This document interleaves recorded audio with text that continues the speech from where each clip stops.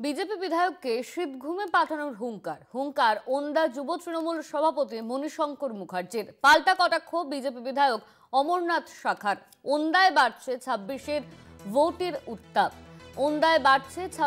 ভোটের উত্তাপ। বিজেপি বিধায়ককে শীত ঘুমে পাঠানোর হুঙ্কার।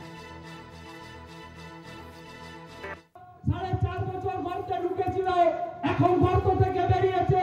আমি তৃণমূল কংগ্রেসের কর্মী, আমি সাধারণ মানুষকে উদ্দেশ্য করে বলবো, যদি ওকে আবার গর্তে ঢুকাতে চান, এই সমাজের মধ্যে যে নির্বাচন আসবে, আপনাদেরকে কার্বনিক অ্যাসিড ব্যবহার করতে হবে না, আপনাদেরকে ডাল নিয়ে বিধায়ককে দাঁড়াতে হবে না, ওই গর্তটা জাম করে দিতে হবে, অর্থাৎ ব্যালট পেপারের জামানত বাজেয়াপ্ত করে দিতে হবে।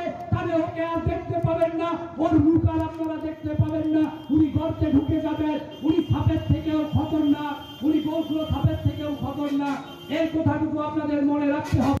এই মণিশঙ্করটা একটা হচ্ছে পাতি, সে হচ্ছে আগে তৃণমূলের আমলে কন্ট্রাক্টারি করতো, বেধড়কা মারধর খেয়েছে, চুরি করেছে, ধরা পড়েছে, সিভিকে চাকরি পেয়েছে, সেই চাকরি এখনো আছে না চলে গেছে জানি নাই, কাজ না করে পয়সা তুলে বড় বড় এখানে লেকচার মারবে, এটা কেউ জানবে নাই।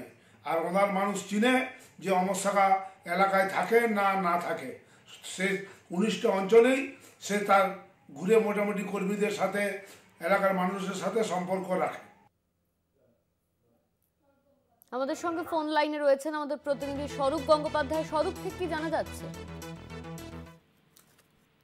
দেখো, বিধানসভা নির্বাচন যত এগিয়ে আসছে, বছরগুলি যেহেতু বিধানসভা নির্বাচন যত এগিয়ে আসছে, ততই কিন্তু ক্রমশ প্রতি আক্রমণে বাঁকুড়ার মাটি তপ্ত হচ্ছে, রাজনৈতিক মাটি তপ্ত হচ্ছে। সেই বিষয়টা কিন্তু একদম পরিষ্কার।